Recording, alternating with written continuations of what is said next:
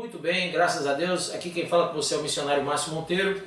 E eu quero te convidar para que você participe de mais uma ministração da Palavra de Deus. Hoje, mais um tema especial para abençoar a sua família. Fique conosco, fique nessa programação da AD Cristo Salve em seu lar. Indo para Nazaré, Lucas 4,16. Indo para Nazaré, onde fora criado, entrou no sábado na sinagoga, segundo o seu costume, e levantou-se para ler. Então lhe deram o livro do profeta Isaías, e abrindo o livro, achou o lugar onde estava escrito. Leia comigo: o Espírito do Senhor está sobre mim, pelo que me ungiu para o quê? Pregar o evangelho? Evangelizar? Grife aí. Pelo que me ungiu para evangelizar, que mais? Os pobres. Enviou-me para proclamar o quê? Libertação para quem? Aos cativos, restauração da vista aos cegos, para pôr em liberdade os oprimidos. Amém? E apregoar o ano aceitável do Senhor. Amém? Põe a mão sobre a Bíblia e diga: Pai, fala o meu coração e me ensina a tua palavra. Em nome de Jesus. Diga amém. Quando Jesus disse isso, ele então olhou para todos que estavam ao seu redor, no verso 21, e disse: hoje se cumpriu a escritura que acabais de ouvir. Amém? Ele fala de duas coisas super importantes, dois eventos. Diga: dois eventos. O primeiro evento, o ano aceitável do Senhor. E o segundo evento, ele fala do dia do juízo de Deus, o dia da ira de Deus. Abra comigo no livro do profeta Isaías, capítulo de número 61, que foi a passagem que Jesus citou. Foi a passagem que ele citou. Na verdade, ali Jesus estava apenas citando a profecia de Isaías. Viu? Ele disse: o Espírito do Senhor Deus está sobre mim. Quem lembra quando Jesus foi batizado por João Batista? O Espírito de Deus não veio sobre ele? Então, quando ele falou isso em Nazaré, o Espírito de Deus estava sobre ele. Porque o Senhor me ungiu. Isso quer dizer, o Senhor me consagrou, o Senhor me separou, amém? Para pregar boas novas aos mansos, enviou-me a restaurar os contritos de coração, a proclamar liberdade aos cativos e abertura de prisão aos presos, e a pregoar o ano aceitável do Senhor e o dia da vingança do nosso Deus. Amém? Então, dois eventos são citados por Isaías e confirmados por Jesus. Para quem não sabe, quando Jesus estava em Nazaré e quando ele entrou na sinagoga, estava iniciando o ano chamado Ano do Jubileu, que você vai ver isso lá em Levítico, capítulo de número 25. O ano do jubileu. Estava iniciando o ano do jubileu quando Jesus falou: olha, eu vim proclamar o ano aceitável. Amém? O ano da aceitação. Na visão historicista era o ano do jubileu. Mas quando você vai analisar as palavras de Jesus, ele está falando sobre um período de tempo que toda a raça humana teria para aceitar o Senhor. Ele estava iniciando ali, proclamando as boas novas. Ele estava dizendo: olha, hoje se cumpriu essa palavra, começou o ano aceitável do Senhor. E esse ano aceitável do Senhor é algo que nós temos que pensar e ponderar, porque muitos falam da graça de Deus, sem entender que a graça de Deus nada mais é do que a oportunidade de você aceitar a presença do Espírito Santo na sua vida, receber o Espírito Santo na sua vida, aceitar o sacrifício vicário de Jesus. Então, quando que esse ano aceitável, ou esse período de graça, ele acaba, segundo nós que pregamos o Evangelho? Há duas formas desse período acabar. A primeira é quando alguém morre, e a segunda é quando Jesus vier em glória. Então, essas duas formas vão romper o ano ou o período aceitável do Senhor. Claro que Jesus falava ali aos judeus, ao povo de Nazaré, e ele citava o jubileu. Mas para nós cristãos, ele estava dando de uma forma alegórica a visão do período da graça. E nós temos que nos preparar, porque esse período aceitável, ele não é prorrogável. E a Bíblia diz que também não é distante de nós. Nós não podemos prorrogar e nem podemos achar que ele está distante. Nós temos que receber o período da graça, o ano aceitável do Senhor hoje. Amém? Veja, por favor, na sua Bíblia aí, abra comigo o livro do apóstolo Paulo, 1 Coríntios, a carta de Paulo, em 1 Coríntios, capítulo de número 15. No período em que acabar o ano aceitável, Paulo fala um pouco disso e um pouco da nossa vivência. Quando ele cita aqui aos Coríntios, capítulo 15, ele fala no versículo 35: mas alguém dirá: como ressuscitarão os mortos? E com que corpo virão? Insensato, o que tu semeias não é vivificado, se primeiro não morrer. E quando semeias, não semeias o corpo que há de nascer, mas o simples grão, como de trigo ou de outra qualquer semente. Mas Deus dá-lhe o corpo como quer, e a cada semente o seu próprio corpo. Nem toda a carne é uma mesma carne, mas uma é a carne dos homens, e outra a carne dos animais, e outra a dos peixes, e outra a das aves. E há corpos celestes e corpos o quê? Terrestres.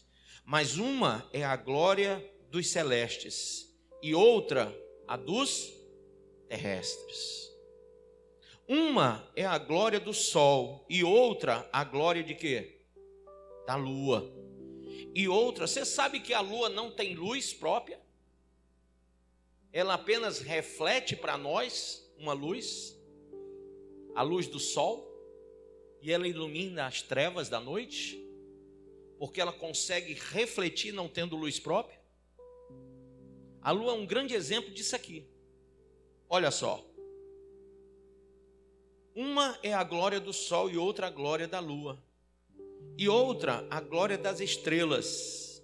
Porque uma estrela difere em glória de outra estrela. Assim também, a ressurreição dentre os mortos, semeia-se o corpo em corrupção, ressuscitará em incorrupção. Semeia-se em ignomínia, ressuscitará em glória. Semeia-se em fraqueza, ressuscitará em força ou vigor. Semeia-se corpo natural, ressuscitará corpo o quê? Espiritual. Há corpo natural e há também corpo o quê? Espiritual. Assim está também escrito: o primeiro homem, Adão, foi feito em alma vivente. O último Adão em espírito vivificante. Mas não é primeiro o espiritual, senão o natural. Depois o espiritual. O primeiro homem da terra é terreno. O segundo homem é o quê? É do céu. Amém? O segundo homem, o Senhor, é do céu. Qual o terreno? Tais são também os terrestres. E qual celestial? Tais também os celestiais. Você vê que ele faz um paradoxo, você vê que ele mostra um e outro. E assim, olhe, e assim como trouxemos a imagem do terreno, assim traremos também a imagem de quê? Do celestial. E agora, digo isso, irmãos, que a carne e o sangue não podem herdar o reino de Deus. A carne e o sangue não podem herdar o reino de Deus. Nem a corrupção herdar a incorrupção. Eis aqui vos digo um mistério. Na verdade, nem todos dormiremos, mas todos seremos transformados. Porque convém que isto que é corruptível se revista da incorruptibilidade, e que isto que é mortal se revista da imortalidade. E quando isto que é corruptível se revestir da incorruptibilidade, isso que é mortal se revestir da imortalidade, então cumprir-se-á a palavra que está escrita: tragada foi a morte na vitória. Onde está, ó morte, o teu aguilhão? Onde está, ó inferno, a tua vitória? Ora, o aguilhão da morte é o pecado, e a força do pecado é a lei. Mas graças a Deus que nos dá a vitória por nosso Senhor Jesus Cristo. Portanto, meus amados irmãos, sede firmes e o que mais? Constantes. Sempre o que? Abundantes na obra do Senhor, sabendo que o vosso trabalho não é vão no Senhor. Quem crê assim diz amém. Então, quando Jesus proclama o ano aceitável, ele não proclama só o ano aceitável, mas ele proclama a obra de Deus, ele proclama o trabalho do Evangelho, ele proclama a voz do Evangelho que deveria se espalhar, ele fala as distinções entre as coisas, ele mostra que nós temos um período aceitável, mas também teremos o período ou dia da ira do Senhor. Será que a raça humana está pronta para isso, irmão?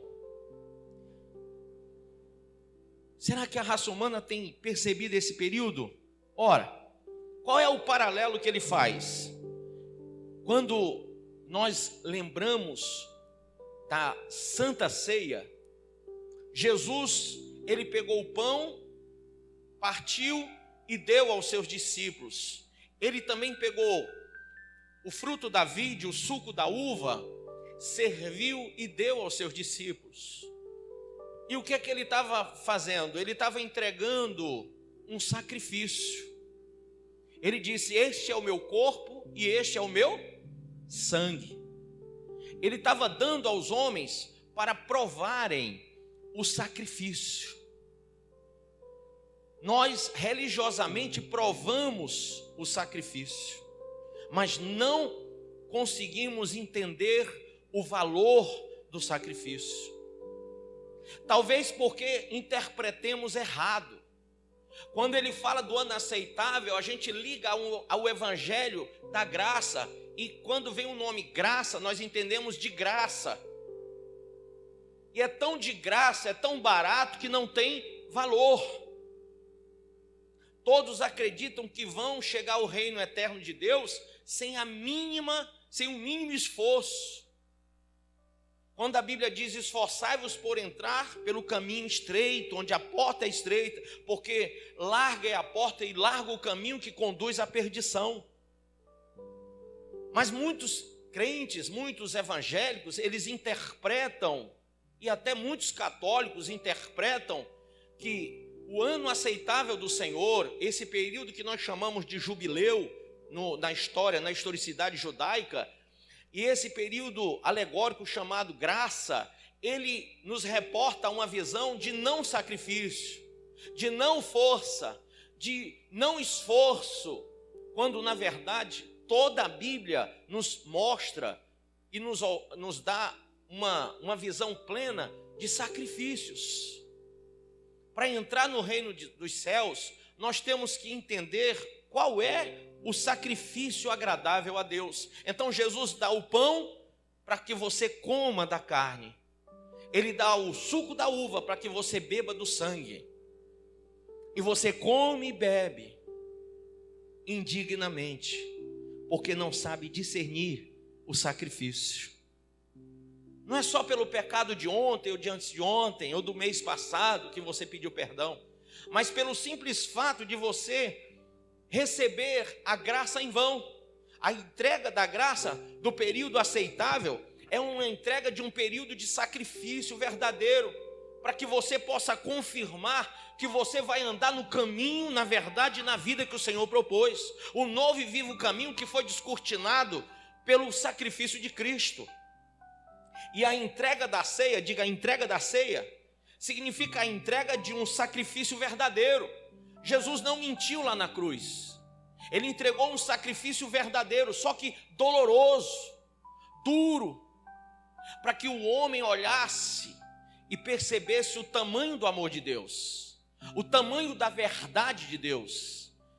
E aí, como muitos não têm ainda a percepção da cruz, ele vai e celebra a ceia antes do seu sacrifício, antes da sua morte. Ele celebra a ceia dizendo: olha, verdadeiramente este é o meu corpo e verdadeiramente este é o meu sangue.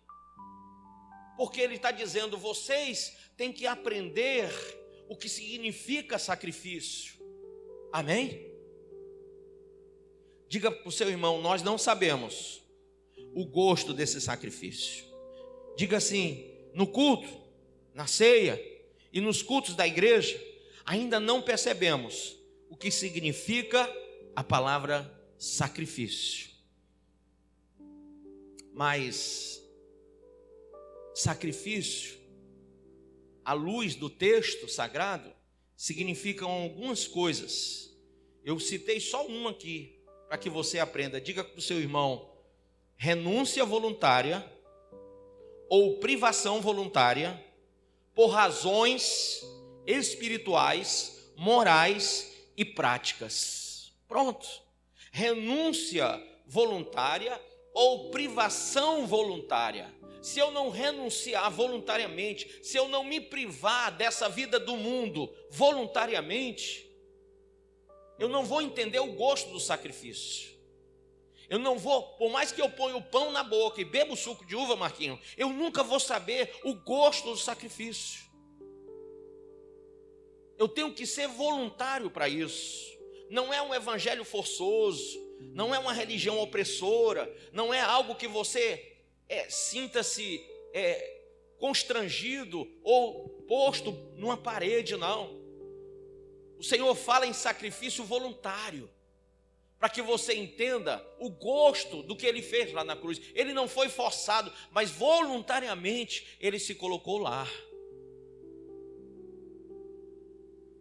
Capítulo 2 Coríntios, capítulo 6, no versículo 1 diz assim: e nós, cooperando também com Ele, vos exortamos, diz o apóstolo Paulo, a que não recebais a graça de Deus em vão. Não receba a graça de Deus em vão. O período, o ano aceitável não pode ser algo vão. Bispo, e o que é algo vão? É uma coisa sem sentido, é uma coisa sem gosto. É uma coisa que você faz porque tem que fazer, ou faz porque alguém te disse que fizesse. Então é uma vida religiosa sem nenhum tipo de sabor, nem de mel, nem de fel. Quantos estão voluntariamente buscando o Senhor, irmãos? Olha o arcabouço religioso que tem que se formar para que as pessoas queiram se aproximar da divindade de Deus, da santidade de Deus. Olha como a igreja combate o inferno de um lado e do outro, como as instituições elas aparecem impingindo pensamentos, doutrinas, para que o povo se afaste do mundo e se aproxime de Deus. Eu vou botar assim entre aspas, voluntariamente. Mas na verdade não é voluntário. Há muitos que estão na igreja porque não querem ir para o inferno, só isso. Isso é a grande hipocrisia da religião. É você servir a Deus para não ser sancionado no inferno. Simplesmente você não ama o Senhor, você só não quer o inferno. E eu não tiro a sua razão. Eu também não quero. Mas sabe quando é que sabe qual é a linha tênue entre religião e vida espiritual com Deus? É quando você para de viver por medo e passa a viver pelo temor. E há uma diferença grande entre isso. Quando você deixa de olhar para o preço e passa a olhar para o valor. Quando você deixa de ver as coisas como elas são impingidas e passa a ter prazer nelas.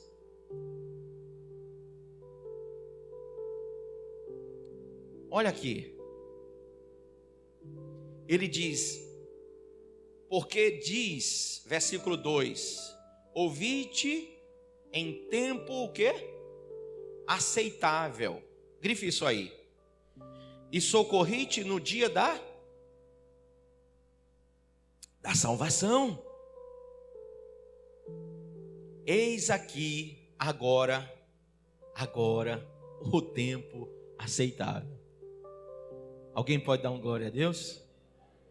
Eis aqui agora o tempo aceitável.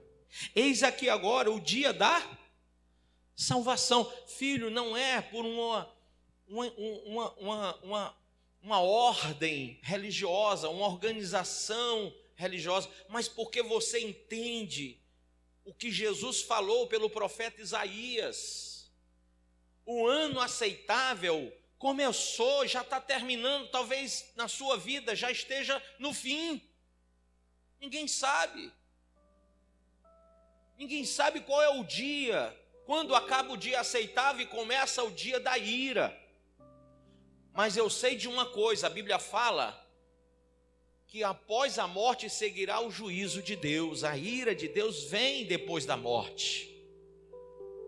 Então, a gente não pode servir a Deus porque somos constrangidos, ou porque somos forçados, ou porque temos medo do inferno, ou porque se faz um alegorismo religioso para nos colocar dentro de um quadradinho. Não!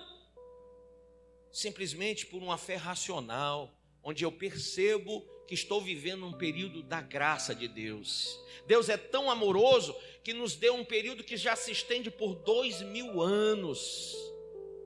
Isso é muita paciência. Você tem paciência com seu marido, minha filha? Você tem paciência com seus filhos, pais? E você, filho, tem tido paciência com seu pai, sua mãe? Porque Deus tem tido 2000 anos de paciência conosco. 2000 anos em que Ele nos outorgou o direito de aceitarmos a salvação, de recebermos a salvação. Então, quando Jesus fala aquilo, Ele fala com propriedade de quem é o próprio sacrifício. O próprio sacrifício está dizendo, começou agora, amém? Hoje se cumpriu. Verso 3, não dando nós escândalo em coisa alguma, para que o nosso ministério não seja censurado. Antes, como ministros de Deus, você não é reino e sacerdócio santo, sim ou não? Como ministros de Deus, tornando-nos recomendáveis em tudo, na muita paciência, nas aflições, nas angústias, nos açoites. Olha que situações você tem que passar para viver o ano aceitável do Senhor e ser salvo. Na muita paciência, nas aflições, nas necessidades, nas angústias, nos açoites, nas prisões, nos tumultos, nos trabalhos, nas vigílias, nos jejuns, na pureza, no conhecimento, na longanimidade, na benignidade, no Espírito Santo, no amor não fingido. O que mais? Na palavra da verdade, no poder de Deus, pelas armas da justiça, à direita e o que mais? à esquerda, por honra e por desonra, por infâmia e por boa fama, como enganadores e sendo verdadeiros, como desconhecidos, mas sendo bem conhecidos, como morrendo e eis que vivemos, como castigados e não mortos, como contristados, mas sempre alegres, como pobres, mas enriquecendo a muitos, como nada, tendo e possuindo tudo.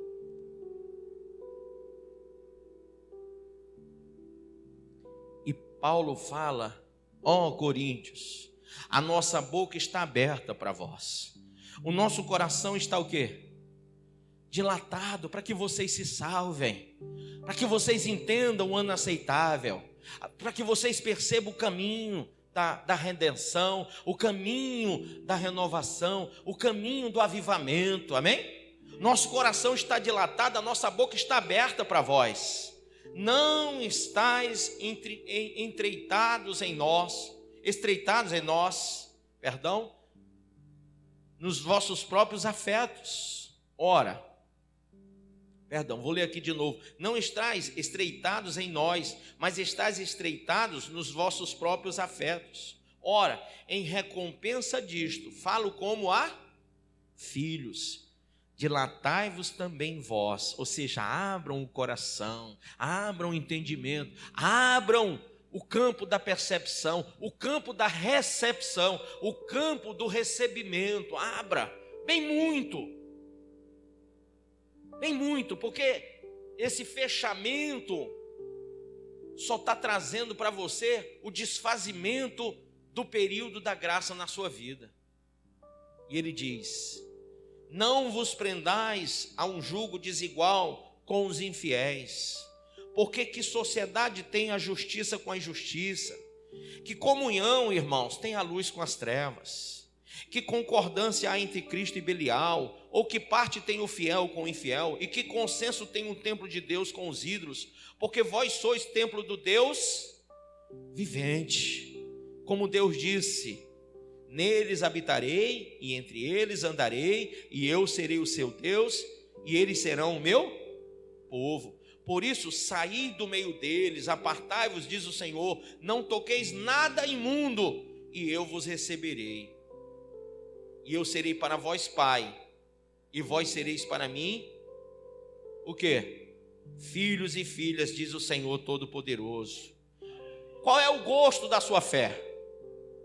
Qual é o gosto da sua fé? Alguém sabe me dizer o gosto da fé que pratica? Abraão sabe. Quando você fala de Abraão, você enche a boca da palavra fé. Você sabe qual é o gosto da fé de Abraão? O sacrifício do próprio filho Isaque. Eu tenho certeza que ninguém aqui se compara a Abraão, porque ele é o pai da fé. Ninguém aqui teria coragem de dar um filho em sacrifício. Mas você imagina que quando ele levanta aquele cutelo, ele sente o gosto do sangue do filho Isaque. Ele sente o gosto da morte. Ele sente o sabor do sacrifício mais duro que um pai, que um homem pudesse fazer. Mas em nome da fé, ele vai ao sacrifício.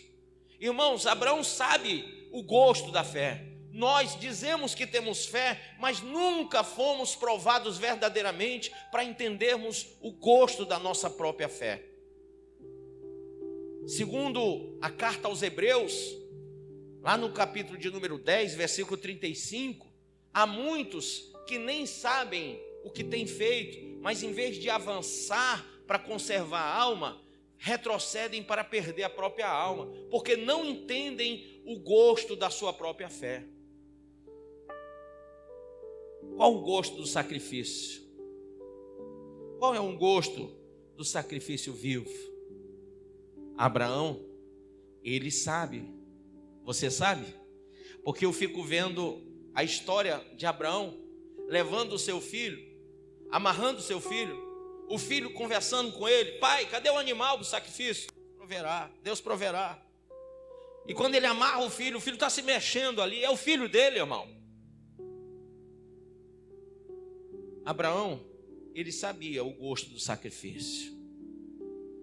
Você sabe que todo sacrifício a Deus tem que ser puro, santo e agradável?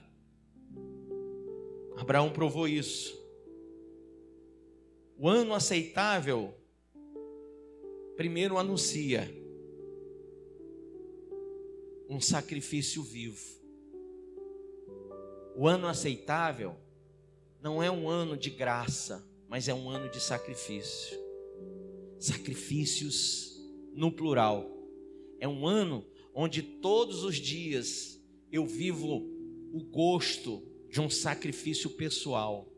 Eu sou a pessoa, a carne e o sangue que é provada. Sabe, irmão, a gente só prova a ceia na igreja. Quando é que nós vamos começar a provar da nossa própria carne, do nosso próprio sangue, para sermos verdadeiramente corpo de Cristo? Quando que vai doer aqui, ó? Quando que vai doer aqui? Quando que vai doer no ventre? Quando doer em você, você vai saber o tamanho da dor.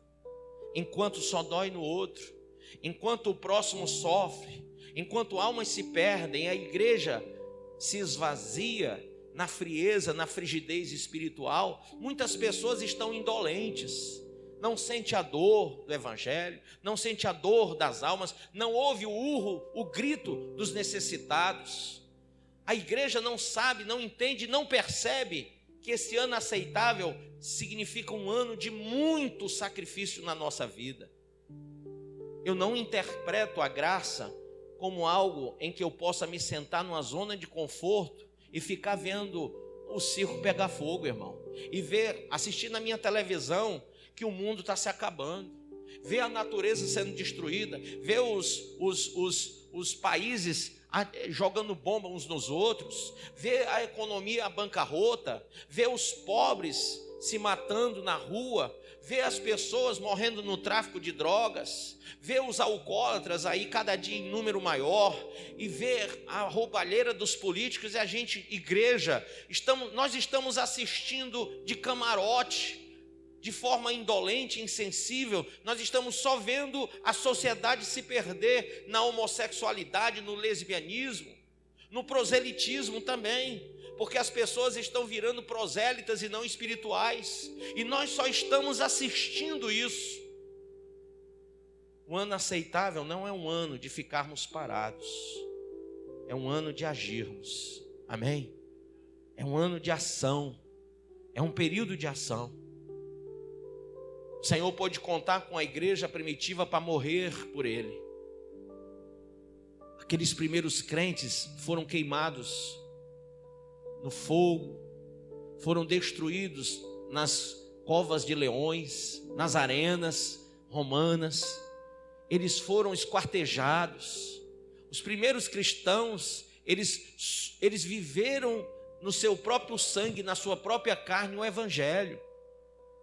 Mas os cristãos do período contemporâneo, os de hoje, estão sentados em berço esplêndido, estão esperando o retorno de Cristo, estão dizendo a si mesmo: vamos nos preparar, sem nenhum sacrifício, sem nada que seja agradável, puro e santo a Deus. Irmãos, nós não estamos falando de muita coisa, não estamos falando apenas de conduta moral, de trabalho de evangelização, de coisas que são simples, porque estamos num país que nos permite falar.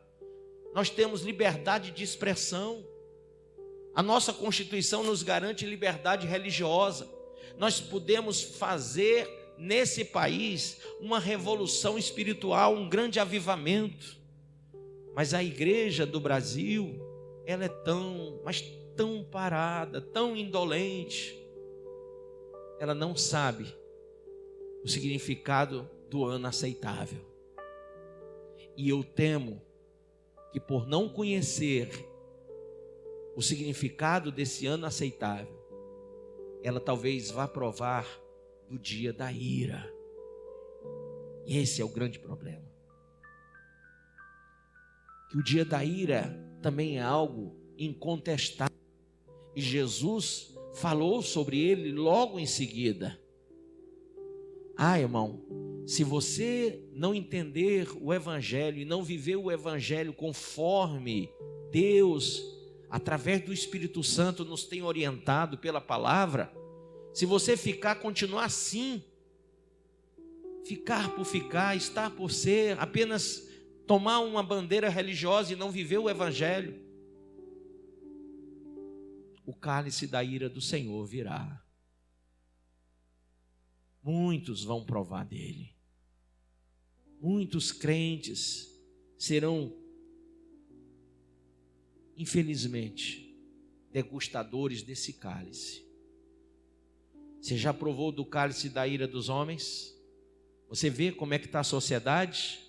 O pai estupra uma filha de um ano de idade, de 6 meses, um pai. Depois mata a mãe e joga a filha num saco dentro de um rio, e a mãe num saco debaixo não sei de quê. Vocês viram isso ali na Sapiranga? Querido, esse daí é só um caso dos muitos que a sociedade está vendo de camarote. Você imagina que no dia da ira do Senhor, o dia da ira do Senhor, quantos casos como estes acontecerão? Quantas pessoas se destruirão e quanta destruição se abaterá sobre a raça humana? Abre em Isaías capítulo 30, versículo 1.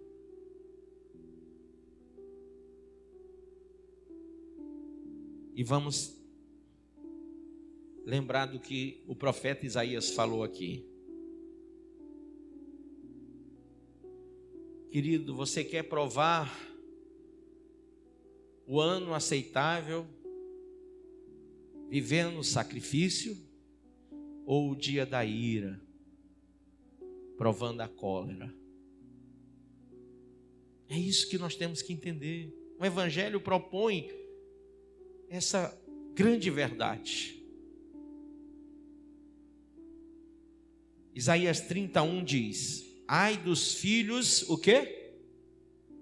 Grife isso, rebeldes, diz o Senhor, que tomam conselho, mas não de mim, e que se cobrem com uma cobertura, mas não do meu espírito,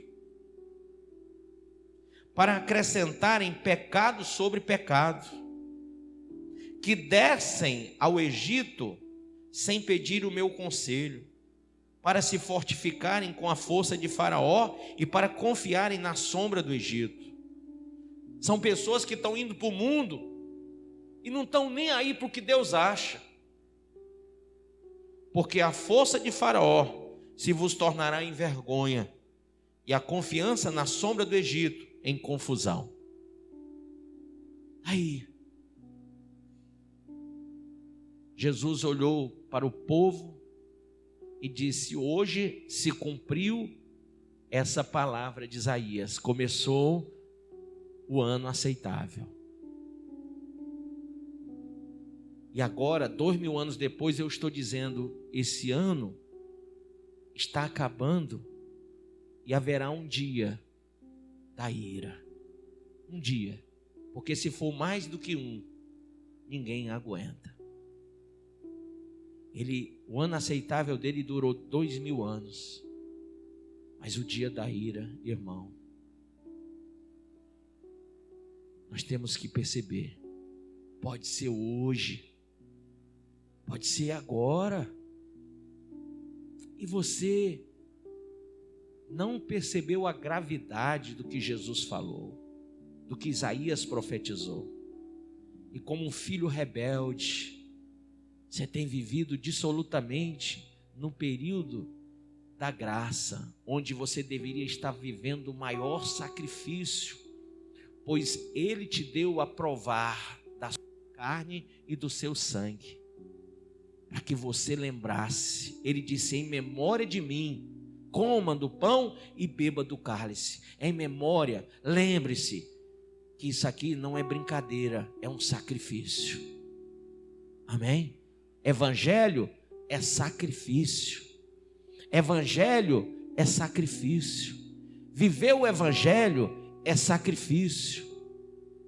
Viver o Evangelho não é um mar de rosas, é um sacrifício onde você vai ter que renunciar a tudo por Cristo. Você acabou de ouvir essa poderosa ministração da palavra de Deus. Eu creio que sua vida foi abençoada. Eu quero que você ore comigo, profetizando sobre a sua vida a salvação que vem de Cristo Jesus. Ore conosco.